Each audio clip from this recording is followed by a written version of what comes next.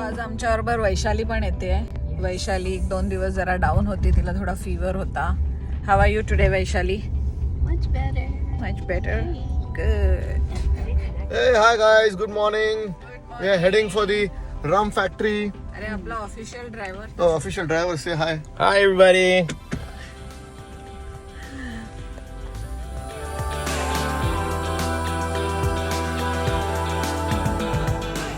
Siesta Key. We have arrived at the rum factory. Welcome to the Siesta Key Rum Factory. I'll give you a tour here, but since the tour guy here seems to be done or not here. So there are multiple vessels here, and this is the process that is used to make rum. Now this is the same from the last 1,000 years to today. Anytime you're distilling a spirit, which is what rum is, rum's a spirit, not a wine. There's certain very specific things that are always done to distill. So what you have here behind this glass tree here are 2 vessels, and in that vessels will go the first mash. What we call the first mash in the case of, for example, beer is barley and wheat and whatever. But in the case of rum, you're supposed to use some sort of sugar syrup based item. So that could be high fructose corn syrup, it could be a sugar beet extract, it could be sugarcane, which is what traditional rum comes from, is actually the molasses part of the rum, the squeezed juice of sugarcane. So that's the first stage. The first stage is, like I say, where the initial fermentation occurs of the sugars into alcohol. And in order to make that fermentation happen, there's specific kinds of yeast. Some yeast are much more flavorful, but are slow acting, and others are very, very fast acting, but are not flavorful. And so, for example, the ones that are very fast acting would be used to make methanol, for example. So if you take corn, for example, it will give that rum its distinct flavor.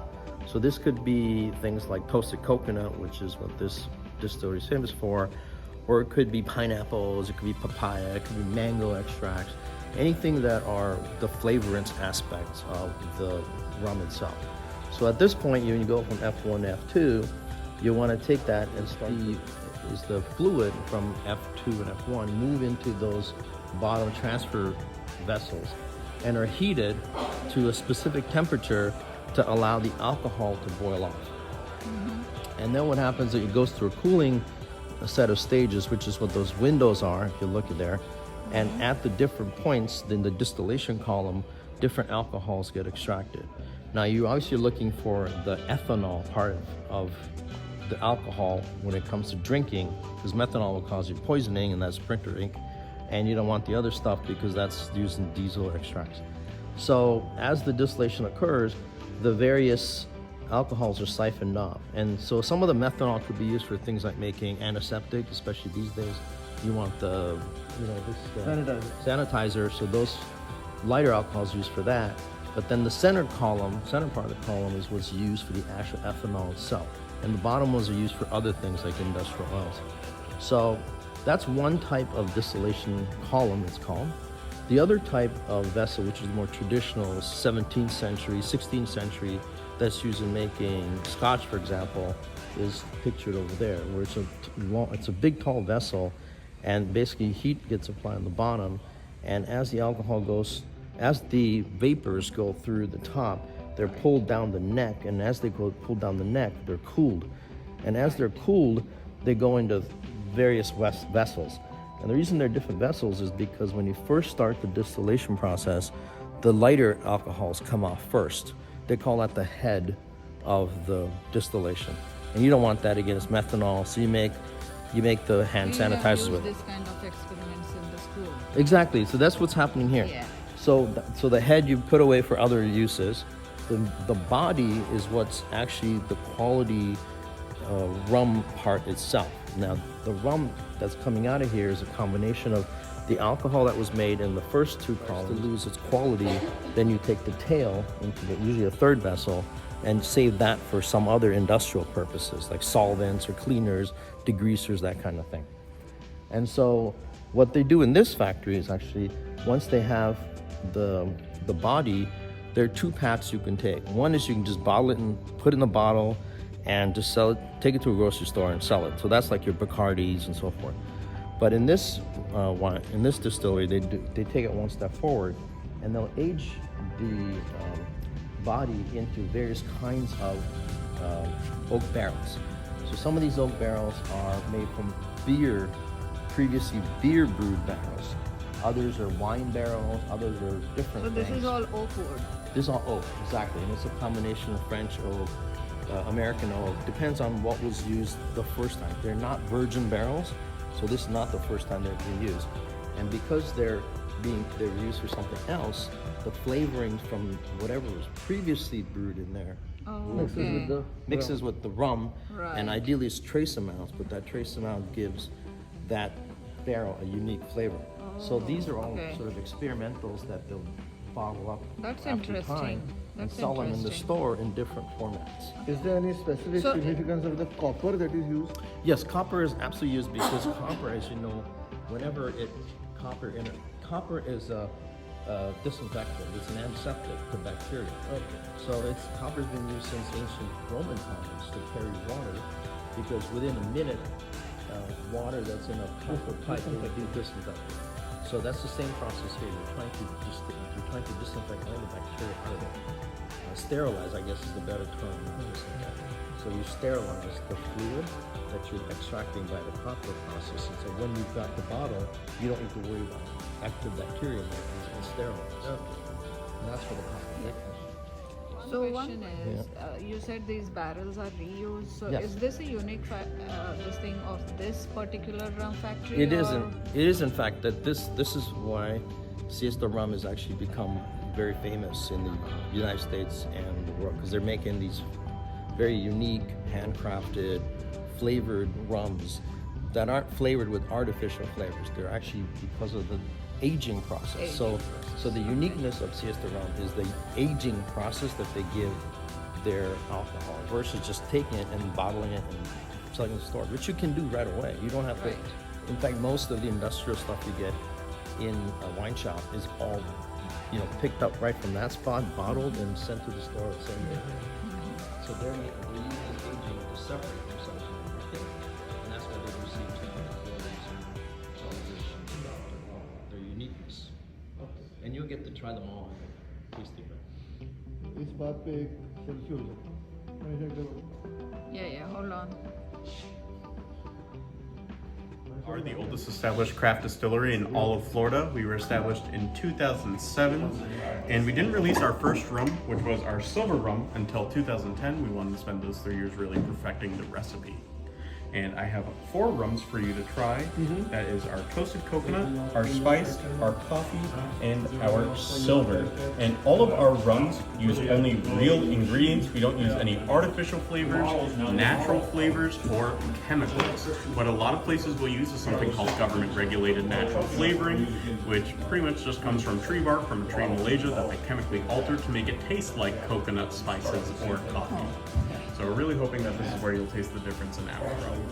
And their toasted coconut rum actually uses real coconut. Last time I was with you showed us the flakes of the coconut and all that. Put in like the mesh bags and let it soak in this. Right. So here's our toasted coconut rum. This is made with hundreds of pounds of real toasted coconut flake. Then we just infuse that into our silver rum. We actually give the leftover toasted coconut flakes to a farmer who uses it as feed for their animals. The aroma is incredible. The aroma. Oh yeah, it smells so good because we're really using real toasted coconut. And those animals are the happiest animals in all of Florida. Imagine. They do air out the toasted coconut, so you're not going to have any drunken cows stumbling across Fruitville Road. This is awesome. Oh yeah, it's so good. But the pigs and chickens really go crazy for it. So that's the best part. This is all natural. It's not synthesized to be that way. If you go Malibu or something, It's awesome. Awesome. Well, we actually have on the back of our label finally a coconut rum that doesn't taste like suntan lotion. Oh god. Then you're so correct. One thing to keep in mind with our rums I'd is never most compared rum this. will be 35 to 42 proof, and ours is 70 proof. So when you're drinking it, you are going twice as fast. So just keep that in Be mind. careful. Guys. So it is 35% alcohol in our infused rums and 40% alcohol in our silver rum. So just keep that in mind if you want to sit down, relax, and watch the sunset, because you're definitely going to wake up the next day in the same chair watching the sun come back up. And this has to be consumed neat. You can't mix anything in this. It's the Why would you actually? You Super. would really appreciate if there was like some ice or something. Awesome. It would just as This well. is And that way you don't have to add in any ice or water yeah, it down at all. yeah. right. But here is our spiced rum. This is my personal favorite. It's made with real fall baking spices like cinnamon, clove, and cardamom.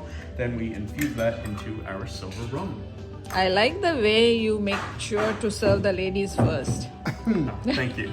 Shows a sign of a real gentleman, right? Yeah, very. Actually, one of the coolest things. These are ripe juices, and they're made by a company in Connecticut. And we partner with them because they also just are using real juice, and then they cold press it and don't use any added preservatives in there. Okay. So we feel comfortable making like mixed drinks with them. So it But has there's alcohol. there's no alcohol in it. You would just add it to. So this is spice rum with Baham punch. Oh, this tastes good. Oh my god. Very good. Wow. It's so good. Wow. Very delicious. Okay, I think my allergies, forget Allegra, That is Zyrtex, whatever. It's Try working. drinking rum. Yeah. That's just very, very. just bottoms up tasty. everything, Bottoms baby. up every morning. Be happy. And stop That's the way to sneezing. start the day. And huh? then stop sneezing, my eyes. You will be so watering. high, you won't realize what you have and what you don't have. We do have a saying here at the distillery: drinking rum before 10 a.m. makes you a pirate, not an alcoholic. That's right. Arr. So next is our newest rum. This is our coffee rum. Yeah. It's made with real Colombian coffee Coffee. beans that we have Wow. roasted That's going and to be ground my locally. phone favorite. Oh yeah. So it's made with real Colombian coffee beans that we roast and ground locally, and then we cold press them Oh, using wow. our silver rum. They're This locally is roasted. aroma you won't want to have every early morning. Is this available So you got in things for Neha. Boston? So no, Massachusetts, they will just have the spiced and the toasted coconut at Total Wine and More, and the locations it'll be in our Natick, Everett, Shrewsbury, Danvers, Burlington, and Braintree. Probably have to use some form of sugarcane. You could either use crystallized sugarcane juice, or molasses. We use molasses because we found that like the best rums really come from molasses, and molasses actually can come as a byproduct of making sugarcane juice. Right, right. And actually, Or what happens? crystallized sugar. And actually, if you take sugarcane juice and make It has a Oh, right amount of alcohol, yeah. sugar maybe. Once the sugarcane juice is extracted, the molasses have right amount of sugar for your rum. Yeah, it's not like too much, Too so it's not much. going to be overly sweet or anything. Just Right, perfect. right. It's also easier in our mash tank, and it helps with a process later because we take 3,000 pounds of the molasses, which sounds like a lot, but Yeah. if you look at our tank out there, it only fills up to about where the door is on the tank. Oh, is that right? And then we double the volume with something called hot liquid, which is actually the leftover molasses and hot water that we end up with in our still after we've evaporated all the alcohol and separated it from the molasses and water. Our recycled bottles. It's this family company that was started in California around the same time as us. So we'll send our used bottles to them. They cut the tops off and then they fill it with soy wax. Okay. And these candles will burn for about 60 hours. 60. Mhm. The old ones, when we used our taller bottles, they burned for about 90 hours. And they give the aroma of the bottle used. So they have their own specific scent in there, but they just have like our labels and everything. And the on soda there because candles they're are way better to Okay. burn than the wax one. They burn Yeah. clean. They burn clean. They keep the environment around. When you burn it in your house, it's cleaner. That's actually what we have burning right now is one of these candles. Yeah, that's I tried to buy Sea soya salt and candles. coconut. That's been burning since? Since how many hours now? So we started Maybe last 3 days week. back. Ah, okay. and it's just at the end now, but we Yeah. burn it every day from 10 to 5.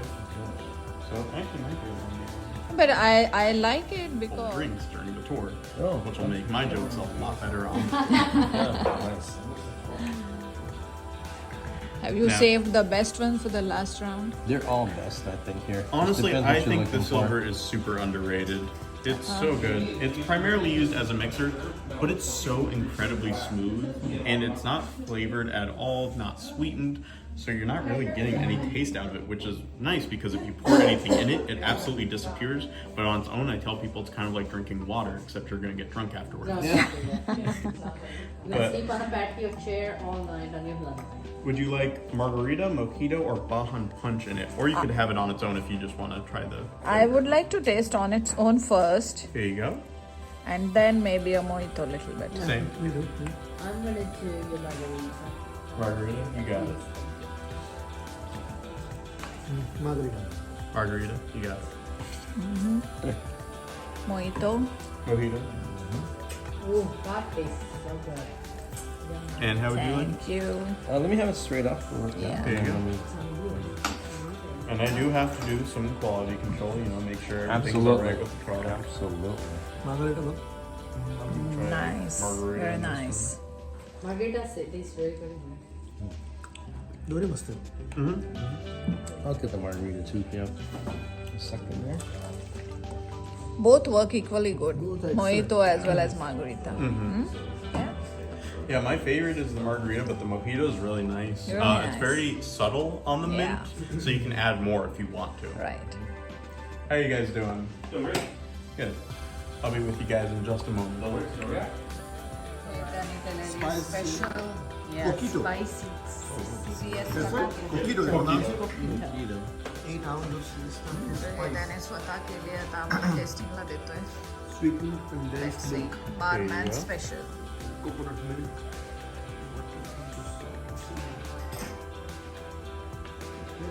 So this we get a special taste of this. Yeah, you eat it, don't drink it. Wow. Get that recipe.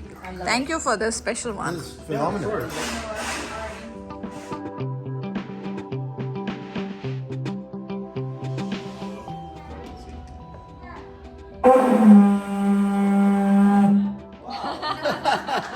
Troy is the founder guy who started everything over here, and Well, they come every couple of years. So. Troy, we really enjoyed this. Get mason jars, and I'd buy the best silver rum I could find, Okay. and I would infuse them at home. I'd put bananas in there, I'd put coconuts in there, put spices in there, and it always tasted so much better than what I would buy at home. So, but going from that to actually setting up commercial. and making rum, Yeah. and then making it that tastes that good, but is shelf stable and you can Yes. produce it in Right. quantity was a challenge. I mean, everything I had to learn boilers. I had to learn how to take care of a boiler, what chemicals to put in the water, and what valves to turn to clean it out.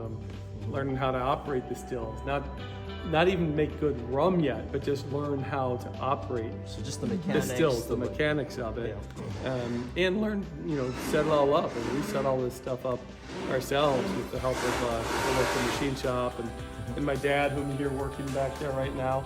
Yeah, I heard you guys are opening a bar. We're coming. Yeah. Yeah. So he's a retired 747 captain, but he likes woodworking. And so he built all this. Anything that's wood in here, including the entire tasting room, he built just. How old is he now? He's 80. Oh my. He's just having fun. Wow. He goes God all day. bless. Yeah, Wow. he goes all day still. He's, Great. so yeah, and then once you get everything up and running, you can start focusing in on learning how to make good rum, which is a whole other thing. And then you have to make sure you're reporting properly, paying all the Yeah, right taxes yes. and the regulations. Regulations. Yeah, So, but it was I'm just a hoping- lot to learn, basically. Yeah. But a question I have, like, it's a Florida mix. It's the federal level Federal. is where the most reporting comes in. Now, some of the other states we sell to, it's a little more complicated. And it's a challenge, right now they tend to be more related to growth. Okay. So like the new bottling line, we were using a very old bottling line. It was made for people Traditional. like 1/20th of our size, probably. You know, extremely manual. Corks were getting pushed in by hand. You know, and that's not good for the guys to have to push in all the corks by hand. I mean, we were keeping up, but so we put in the automated line, but getting it to work has been a challenge. And we've had challenges this last year getting bottles, getting supplies. Pandemic, due to pandemic. We went like 3 months. We couldn't get bottles. So Because and- of the pandemic, right? because of the pandemic, and you know, everybody, when bottles were available, people would buy up extra bottles. Oh, yeah. Our supplier had actually stopped shipping to us the bottles we were using, but we were in the middle of switching over to new bottles that were being made up in Missouri. And so we were able to, you know, transition to those new bottles. I don't know what we would have done, but they actually are owned by an Indian company, and our next set of bottles is being produced in India, and then being shipped to the United States.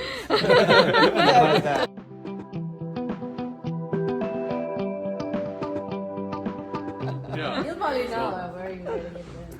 So now, it's now the thing that worries you is the capacity, not the questions of vision and how to make the stuff. It's about Right. how do I grow my business now, right? It's keeping up with the growth. I mean, Very common. the growth is relatively easy, quite frankly. You know, if we go to a new state, all we have to do is, well, first you have to get a distributor who's willing to carry it. Yeah. But then you have to just do tastings. Yeah, just The to get number out there. one thing that sells our rum is people tasting it. Oh, yeah. You know, a It lot of sells itself. brands. If you have a new vodka brand or something, you put it Yeah. on the shelf. Why are people going to buy it? Yeah. You know, but with us, if people taste it, it ends up growing in whatever market we're put in. You know, like we're up in Ohio and Michigan and Wisconsin, a bunch of Midwestern states. Those people come down here on vacation. So they try it here, they learn about it here, they go back up there, they tell their friends, and we don't have sales reps up there, we don't have brokers. We just rely on it growing on its own, basically. So organic. So growth isn't an issue. Yeah. It's because the rum's so damn good. Yeah, the I organic. It sells mean, itself. seriously, that's Yeah, it is. that is the main key to our success. Is it Word just of the tastes so mouth. good. Yeah, Like a word of bring mouth a is the guest best word. publicity. Word of mouth is exactly That's right. the best publicity. 9 It's times like a more one-off effective. or It will two never on die. When they decided to come here, they're like, oh, we'll take a few the rum. Yes, the rum. You know, in this industry, you get a lot of people who they think they just make a fancy bottle. You Yeah, know, and yeah. the last thing they think about is the product that actually goes into it. They think Yeah. about the fancy bottle and Right, the marketing right. and everything else.